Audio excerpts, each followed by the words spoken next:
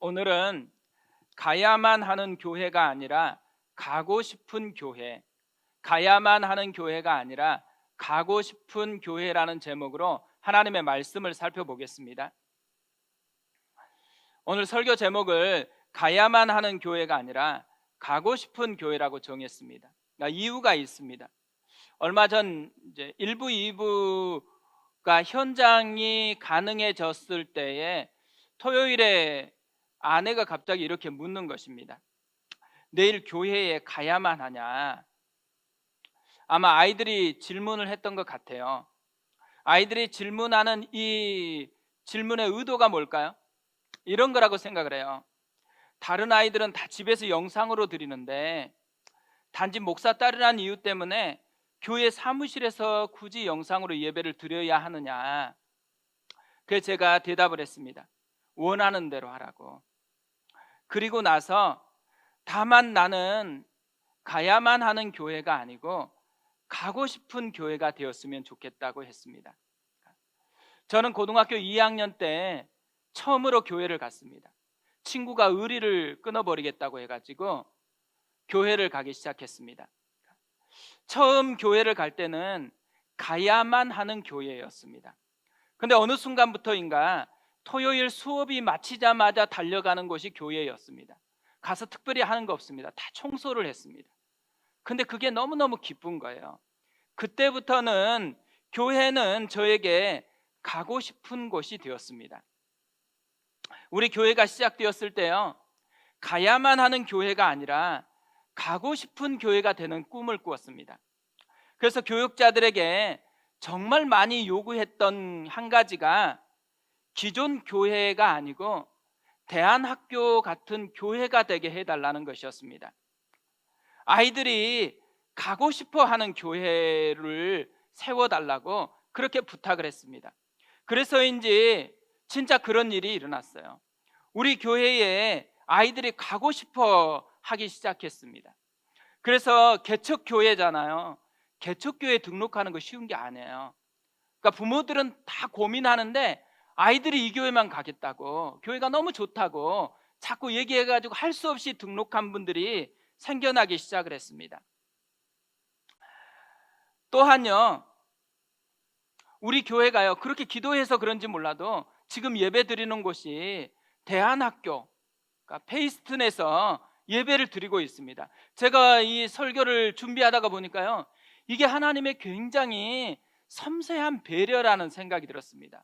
우리가 예배를 드릴 때마다 그 배려를 생각했으면 좋겠어요. 그리고 우리의 꿈, 가고자 하는 그런 교회가, 가야만 하는 교회가 아니고 가고 싶은 교회가 되는 그런 꿈이 하나님으로부터 생겨났다라는 이 마음이 우리 가운데 일어났으면 좋겠습니다. 최근에 이제 코로나가 계속 되니까요, 많은 분들이 힘들어 하시는 것 같아요.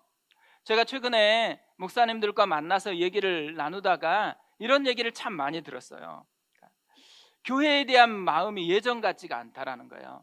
예전에는 예배를 그렇게 사모하고 주일 온종일 교회에서 지내는 게 기쁨이었는데 점차 이제 영상으로 예배를 드리고 또 시간이 남으니까 교회는 못 가니까 자꾸 다른 것을 하면서 마음이 식어지는 것을 느낀다라는 얘기를 한다고 합니다.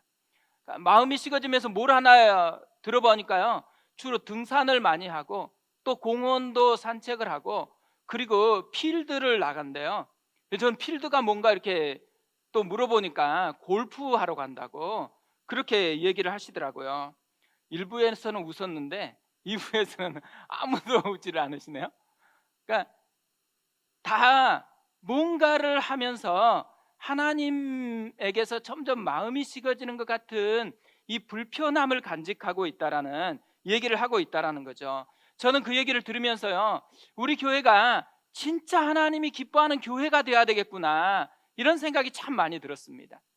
우리 교회도요, 설립 1주년이 됐을 때 코로나가 시작됐거든요. 지금 설립 2주년밖에 안 됐어요. 그런데 우리는 지금 계속해서 교회를 개척하고 공적으로 시작하자마자 코로나 속에 있는 거거든요. 어떻게 보면 우리도 굉장히 힘들 수 있어요. 그런데 사실 그런 것 때문에 힘들다고 생각하지는 않습니다. 왜냐하면 꿈이 있기 때문에 그런 거죠. 저는 우리 교회가요, 등산하러 가는 것보다 더 가고 싶은 교회가 됐으면 좋겠어요. 필드, 골프장 가는 것보다 더 가고 싶은 곳이 우리 교회가 됐으면 좋겠어요. 그런 마음을 가지고 있다 보니까 그런 얘기를 들으면 기도가 나오는 거예요. 진짜 그런 교회가 되게 해달라고. 그래서 그런 기쁨을 누리게 해달라는 이런 기도가 계속해서 나옵니다. 오늘은 에스더서의 마지막 설교거든요. 에스더서는 포로로 잡혀와서 하나님은 보이지 않고 이방신만 크게 보이는 그런 세상 속에서 살아가는 유대인들이 경험한 세밀하고 신실하게 역사하시는 하나님의 이야기였습니다. 오늘 말씀은 그렇게 생생하게 경험했던 하나님의 이야기를 어떻게 마무리하고 있는지를 우리에게 보여줍니다. 잔치를 벌이고 있고 또 불임절을 제정해서 그 정신을 계승하는 것으로 마무리를 하고 있습니다. 20절 21절을 보세요. 모르드게가 이 일을 기록하고 아수에로 왕의 각 지방에 있는 모든 유다인에게 원근을 막론하고 글을 보내어 이르기를 한 규례를 세워 해마다 아달월 14일과 15일을 지키라. 우리가 지금까지 에스더서를 쭉 살펴봤잖아요. 근데 이 에스더서에 단연 돋보이는 한 가지 특징이 있어요. 잔치입니다. 잔치. 이 잔치라는 말이 히브리어로 미슈테인데 이건 술을 굉장히 많이 소모하는 잔치라는 의미입니다. 그런데 이 미슈테가요, 구약 성경에 총 55회 나온대요. 근데 그 중에 20회가 에스더에 집중되고 있습니다. 그뿐 아니에요. 에스더에는 실제로 10번의 잔치가 나와요. 이 10번의 잔치가 어떤 건지 잘 이해할 수 없는 분들이 있기 때문에 도움을 위해서 그림을 준비를 했거든요. 한번 이 그림을 보세요. 10번의 잔치인데 사실은 2개씩 짝이 이루어져 있습니다. 그리고 5개의 그룹으로 형성이 되어 있는데요.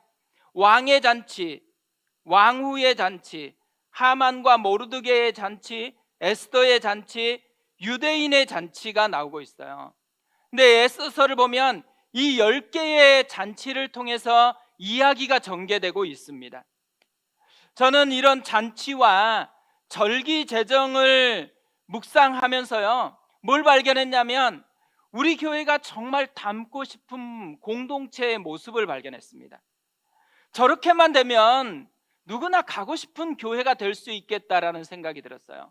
그래서 오늘은 말씀을 통해서 발견한 우리가 닮고 싶은 공동체의 모습을 살펴보려고 합니다. 첫 번째로 우리가 닮고 싶은 공동체의 모습이 있다면 영적 잔치를 풍성하게 맛보는 공동체입니다. 에스더서의 이 10개 잔치를 살펴보면 크게 2개로 나눌 수가 있어요. 세상 리더십이 일으킨 세상의 잔치와 하나님이 일으킨 하나님의 잔치입니다. 근데 이 2개의 잔치는요, 굉장히 큰 차이점이 있습니다. 먼저 세상의 잔치는 의무로 모였어요. 왕이 오라고 하니까 모였습니다. 하지만 하나님의 잔치는요, 자원해서 모였어요. 너무너무 기뻐가지고 모였습니다. 또한 세상의 잔치는 자기 과시와 인정을 받으려고 하는 인간의 욕망으로 가득 차 있어요. 하지만 하나님의 잔치는 인간의 냄새가 없습니다. 오직 하나님의 향기로 가득합니다. 사람들은요, 조그만 업적을 남겨도 자기 이름을 알리고 싶어 해요. 그래서 기념비도 세우고 많은 것들을, 자기 이름을 낼 만한 것들을 마련을 합니다. 하지만 오늘 에스더와 모르드게를 보세요. 이 에스더와 모르드게는 자기 목숨을 건 헌신을 했거든요. 그런데 지금 에스더와 모르드게의 이름이 이 잔치를 설명하는 것에서 한 번도 나오지를 않습니다. 22절을 보세요. 이달 이날에 유다인들이 대적에게서 벗어나서 평안함을 얻어 슬픔이 변하여 기쁨이 되고 애통이 변하여 길한 날이 되었으니 이 2날을 지켜 잔치를 베풀고 즐기며 서로 예물을 주며 가난한 자를 구제하라 하매, 이걸 보면 뭘 알 수 있어요? 지금 에스더와 모르드게 이름이 한 번도 나오지 않고 있다라는 거죠. 뭘 의미할까요? 이 잔치는 에스더와 모르드게를 기리는 잔치가 아니다라는 거예요. 보이지 않지만 신실하고 세밀하게 역사하셨던 하나님을 높이는 잔치라는 말이죠. 한국 교회가요, 저지른 많은 잘못이 있지만 그 중에 가장 치명적인 것 하나가 있다면, 모양은 하나님의 잔치를 따르는 것 같은데 실제로는 세상의 잔치를 따르고 있다는 것입니다. 그래서 교회를 가보면요, 사람의 업적을 되게 중요하게 얘기를 해요. 사람들의 자랑을 굉장히 많이 하고 있습니다. 교회는 분명히 많은 사람들의 헌신이 있어야지만 건강하게 세워져요. 하지만 사람들의 이름은요, 이름 없이 빛도 없이 사라져야 돼요. 그리고 그것에 오직 뭐만 남아야 돼요? 하나님만이 높임을 받아야 된다라는 거죠. 우리 교회가 개척되면서 가장 중요하게 여기면서 1번으로 기도했던 제목이 있어요. 하나님의 영광이 머무는 교회, 하나님이 주인 되는 교회 되게 하소서. 이걸 계속해서 기도해 오고 있습니다. 저는 말씀을 오늘 이렇게 준비를 하다가요, 성도님들 한 분 한 분이 생각나면서 참 감사한 마음이 들었습니다. 왜냐하면 개척교회에 가장 힘이 되면서 또 개척교회에 가장 부담스러운 게 뭐예요? 함께 교회가 되는 것이잖아요. 개척교회는 뭔가 헌신하는 것보다도요, 존재적으로 함께 하는 것 자체가 어떻게 보면 가장 큰 헌신 중에 하나입니다. 그런데 아무리 생각해봐도 설교도 부족하고 인격도 아직 미숙하고 뭐 하나 내세울 것이 없는데요, 부족한 저를 본 게 아니고 하나님을 보고서 함께 하기로 헌신한 거, 이게 너무너무 귀하게 느껴지는 거예요. 그뿐 아니죠. 지금까지 우리 교회가 이 정도로 세워진 것 속에는요, 정말 많은 분들이 헌신했기 때문에 그래요. 그런데 헌신했는데 누구 하나 이름도 없어요. 다 이름 없이 빛도 없이 헌신해 주셨다라는 것이죠. 그래서 여기까지 온 거예요. 저는 이게 시간이 지나면 지날수록 더 풍성하게 일어났으면 좋겠어요. 또 세상의 잔치는요, 화려할 뿐이지만 진짜 기쁨은 없어요. 하지만 하나님의 잔치는 반전의 기쁨이 있습니다. 구원받은 감격이 가득합니다. 22절을 보세요. 이달 이날에 유다인들이 대적에게서 벗어나서 평안함을 얻어 슬픔이 변하여 기쁨이 되고 애통이 변하여 길한 날이 되었으니, 뭘 강조해요? 반전이 있다라는 거죠. 하나님이 이루시는 반전이 있다라는 거예요. 대적의 두려움에서 평안함으로 바뀌었습니다. 슬픔이 변해서 기쁨이 됐어요. 애통이 변하여 길한 날로 바뀌었다고 이야기를 합니다. 저는 우리 교회가요, 이런 반전으로 가득 찼으면 좋겠어요. 매번 예배를 드릴 때마다 올 때와 갈 때가 다른 그런 예배를 드렸으면 좋겠어요. 사실 우리 교회에 지금까지 그런 일들이 참 많았다고 생각합니다. 우리 교회에서 세례식이 좀 특별하다라고 느끼는가 봐요. 그러니까 성도님들이 느끼는 게 아니고 우리 교육자들이 정말 우리 교회의 세례식은 특별하다고, 너무 감동이 된다라고 그렇게 이야기를 하더라고요. 왜 감동이 되었을까요? 대부분 교회들은요, 자라나서 어느 정도 성인이 되니까 세례를 주는 게 되게 많아요. 그래서 나이가 돼가지고 기계적으로 하는 세례식을 많이 본 거죠. 그런데 우리는 기계적으로 한 세례는 한 번도 없어요. 하나님을 만나는 반전의 감격을 경험한 분들만이 세례를 받았습니다. 그러다 보니까 축복해도 눈물이 나고, 함께 이 공간에서 예배를 드리면서 축복하는데 그게 너무너무 감동이 되어진다라는 것이죠. 저는 우리 교회에서 매번 이런 반전을 경험하는 것, 구원의 감격을 경험하는 풍성함이 계속 되었으면 좋겠다라는 사모함이 생깁니다. 마지막으로 보면요, 세상의 잔치는 잔인한 결말을 마칩니다. 견인한 결말로 끝마치는데요, 하나님의 잔치는 함께 누릴 뿐 아니라 감격이 계속해서 흘러가게 만듭니다. 22절 후반절을 다시 한번 보세요. 이 두 날을 지켜 잔치를 베풀고 즐기며 서로 예물을 주며 가난한 자를 구제하라 하매, 그러니까 두 가지를 강조하잖아요. 먼저 잔치를 베풀고 즐기라고 합니다. 뭘 얘기를 해요? 함께 누리라는 거예요. 함께 감격을 누리라는 거죠. 두 번째로는요, 서로 예물을 주고 가난한 자를 구제하라고 이야기를 합니다. 감사를 혼자만 간직하지 말고 흘려보내라고 이야기를 하고 있어요. 제가 집에 갔더니만요, 아내가 도쿄올림픽에서 은메달 딴 분이 그 메달을 경매에 내놓은 이야기를 하더라고요. 그래서 제가 검색을 해봤습니다. 창던지기 은메달리스트인 폴란드의 마리아 네, 되게 발음이 어려워요. 안드레이칙입니다.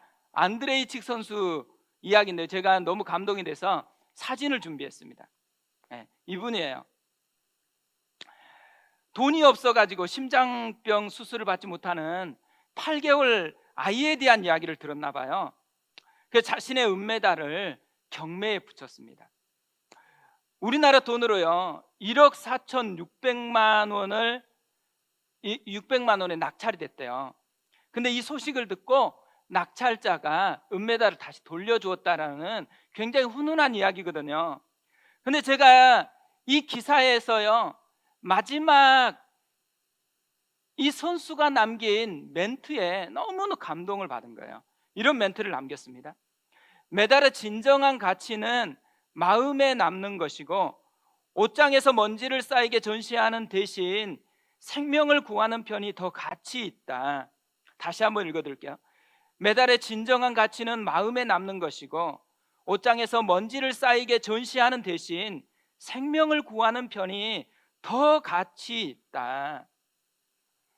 저는 이 글을 보면서요, 우리 교회에 있는 목적 헌금이 생각이 났습니다. 아마 아시는 분도 있고 모르시는 분들도 많을 거예요.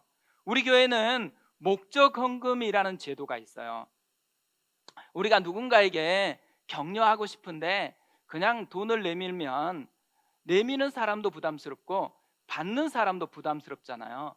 그리고 우리 이름으로 격려하려고 그렇게 한 게 아니고 하나님의 마음으로 축복하려고 했던 것이기 때문에 그냥 돈을 주는 것은 훨씬 부담스러운 거예요.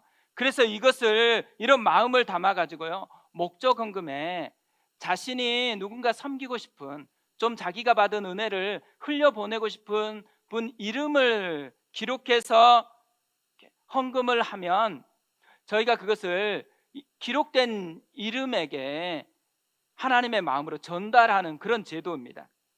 어떤 분은 이름을 직접 써서 보내주신 분도 있고요, 어떤 분은 그냥 마음이 있으니까 대상은 없어가지고 무명으로 쓰신 분도 있어요. 그러면 저희가 적절한 분에게 찾아서 이렇게 전달을 해주고 있거든요. 최근에 한 분이 목적 헌금을 받았어요. 그러면서 저하고 통화를 하는데 이런 이야기를 하는 거예요. 너무 격려가 된다고. 그러니까 하나님의 마음이 너무 느껴져서 감사하다라고 그렇게 이야기를 하는 거예요. 근데 이분은요, 경제적으로 어려운 분 아니에요. 경제적으로는 어렵지 않아요. 그런데도 너무 격려가 된다라고 이야기를 하는 것입니다. 제가 통화를 마친 후에요, 목적 헌금에 대해서 다시 생각하기 시작했어요. 이전까지는 목적 헌금이 주로 가난한 분들을 돕는 구제 헌금이라는 그런 생각이 많았거든요. 그런데 그것만이 아니더라고요. 우리가 누군가 경제적으로 어렵지 않은데 마음이 힘들면 밥 한 끼 사고 싶지 않아요. 격려하고 싶잖아요. 그러니까 마음이 힘들든지 뭔가 격려하고 싶은데 말로 격려하는 것보다 뭔가 더 가치 있는 것으로 격려하고 싶을 때, 그때 그 마음을 담아서 하나님 앞에 헌금을 하면 그것을 갖다 주면서 하나님의 이 마음을 소통하는 것, 하나님이 주시는 감사의 마음을 흘려보내는 것이 목적헌금의 진정한 의미이구나라는 생각을 다시 정립하게 되었습니다. 우리 마음에 감사가 있잖아요. 하나님이 주신 은혜가 있잖아요. 근데 그 감사와 은혜를 옷장이나 지갑에 넣어두는 것으로 끝마치지 않았으면 좋겠습니다. 더 많은 분들에게 사랑을 담아서 흘려보냈으면 좋겠습니다. 저는 우리 교회의 이 목적헌금이요, 더 잘 사용됐으면 좋겠어요. 더 많은 분들을 격려하는, 또 우리의 은혜를 흘려보내는 좋은 통로로 쓰임 받았으면 좋겠습니다.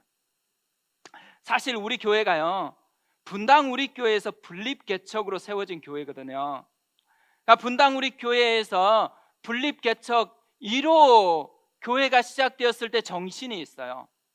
정신을 담는 두 가지를 제가 이렇게 알려드리면요, 요셉의 창고를 열어라, 또 하나는 사회가 아니고 갈릴리 호수 같은 공동체가 되자라는 이 정신에서 개척이 시작이 됐습니다. 뭘 의미해요? 그러니까 받은 은혜를 옷장에서 먼지가 쌓이게 두는 게 아니고 누군가에게 흘려보내는 그 정신에서 우리 교회가 세워졌다라는 거예요. 그래서 우리는 빚쟁이에요. 사실 그 빚쟁이가 있기 때문에 저희도 개척을 하고 나서 바로 선교사님에게 흘려보내고, 또 미자립 교회에 흘려보내고, 또 선교단체에 흘려보내고 있습니다. 더 많은 걸 흘려보냈으면 좋겠어요. 그뿐만 아니라 돈만이 아니고요, 우리의 마음을 많은 것으로 흘려보내는 그런 공동체가 됐으면 좋겠습니다. 오늘 예배가 마치면요, 누군가가 생각이 났으면 좋겠어요.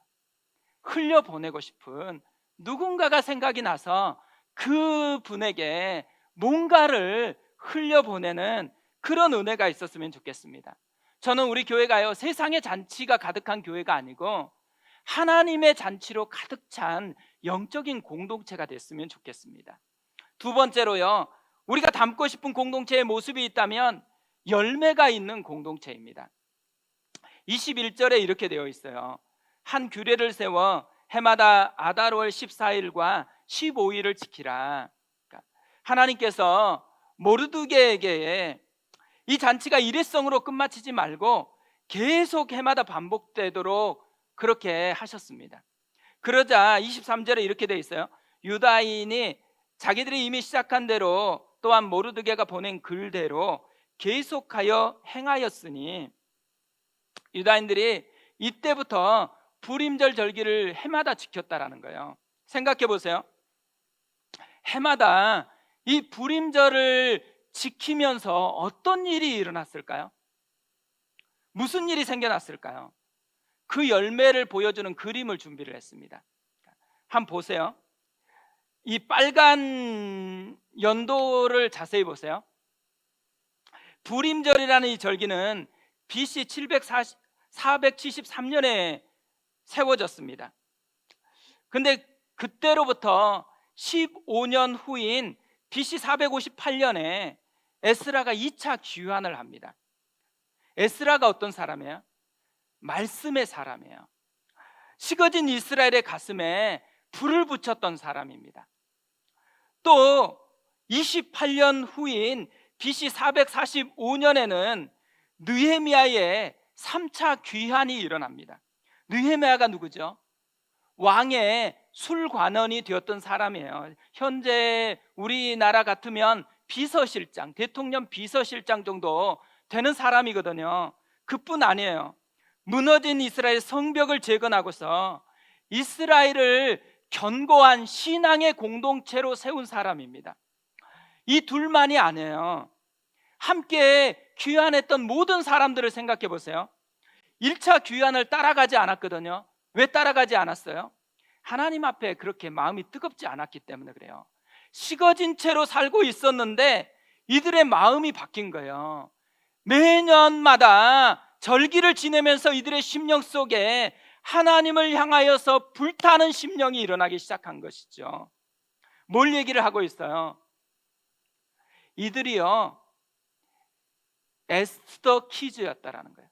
그러니까 모르드게 키즈였다라는 거죠. 골프를 보면 박세리 키즈가 있고요, 또 피겨를 보면 김연아 키즈가 있는 거 아시죠? 이들은요 불임절 키즈였다라는 것이죠. 불임절을 통해서요 이들의 마음속에 있는 벽이 사라졌어요. 신앙의 불신이 사라져 버렸어요. 또한 이들의 마음속에 하나님을 향한 마음이 일어나기 시작했다라는 거예요. 하나님의 사람으로 세워지는 것, 이것이 불임절의 열매였다라는 것이죠. 저는 이게 너무 감동스럽더라고요. 우리 교회도 이런 모습이 일어났으면 좋겠다고 생각했습니다. 드려지는 모든 예배를 통해서 하나님의 사람들로 세워져 갔으면 좋겠어요.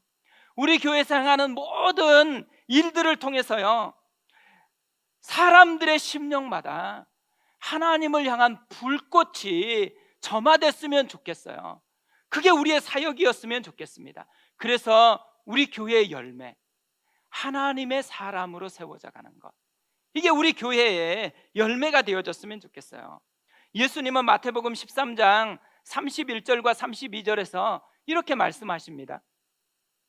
또 비유를 들어 이르시되 천국은 마치 사람이 자기 밭에 갖다 심은 겨자씨 하나를 같으니 이는 모든 씨보다 작은 것이로되 자란 후에는 풀보다 커서 나무가 되매 공중의 새들이 와서 그 가지에 깃들이느니라. 그러니까 불임절의 모습을 보여주고 있는 것 같아요. 그러니까 불임절의 잔치가 아이들과 이스라엘 민족 속에 다시 새롭게 나무처럼 자라나게 하는 천국의 씨앗이 되었다라는 말인 거죠. 불임절에 여러 가지 절개 행사가 있었을 거 아니에요. 이 절개 행사 중에 어떤 것이 천국의 씨앗처럼 심령을 일깨우는 그런 역할을 했을까요? 잔치는 음식이 풍성하거든요. 맛있는 음식을 먹었기 때문에 이들이 하나님의 사람으로 변화됐을까요? 그렇지는 않을 거예요. 이 절기는요 다 순서가 있고 또 의식이 있어요. 그런데 이런 의식에 참여하는 것이 이들의 심령을 변화시키는 그런 하나님의 역사의 통로가 됐을까요? 그렇지 않을 거예요. 그 뭐가 이들의 심령을 바꾸는 천국의 씨앗의 역할을 했을까요? 저는 스토리라고 생각합니다. 하나님의 이야기, 하나님을 만난 이야기, 하나님의 이야기 속에 담겨있는 생생한 하나님, 그게 이들의 심령을 변화시키는 천국의 씨앗이 되었다라는 것이죠. 28절에 보면 이렇게 되어 있습니다. 각 지방, 각 읍, 각 집에서 대대로 이 두 날을 기념하여 지키되 이 불임을 유다인 중에서 패하지 않게 하고 그들의 후손들이 계속해서 기념하게 하였더라. 뭘 강조하고 있는 거죠? 기념하게 한다라는 것을 강조합니다. 그러니까 기념하게 한다라는 게 뭘 의미하는 것일까요?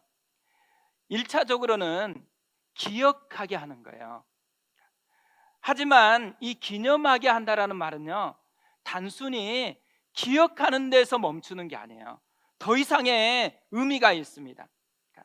단지 과거에 이런 사건이 있었다라는 것을 기억하는 것을 넘어서서 어제의 그 하나님이 오늘 나의 하나님이 되게 하라는 말이에요.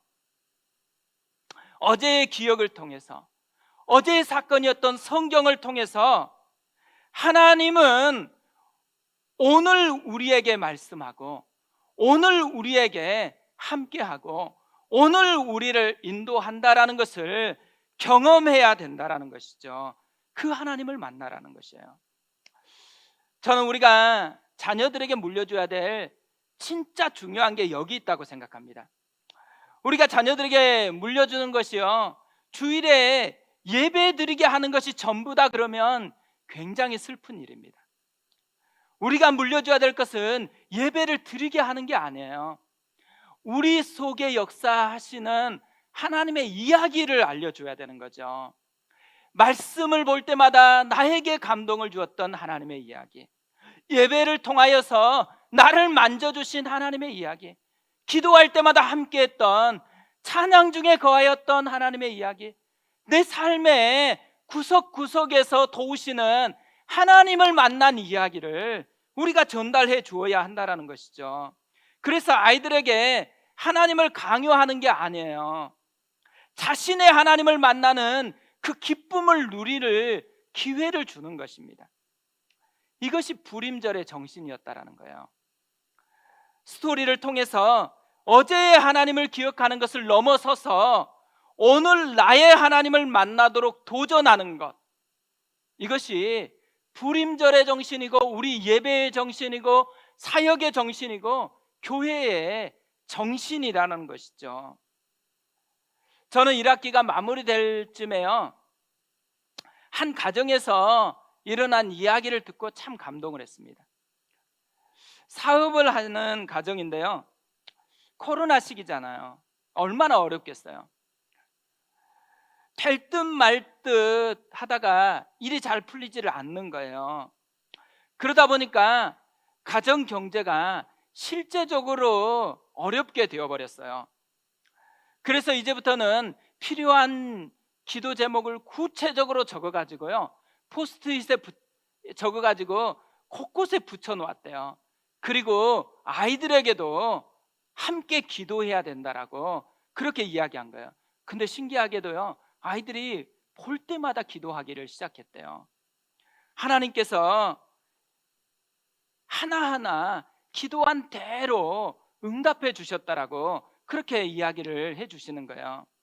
저는 기도 응답된 것도 참 감사했지만요, 진짜 감사한 건 뭐냐면 스토리를 만들고 있다라는 거예요.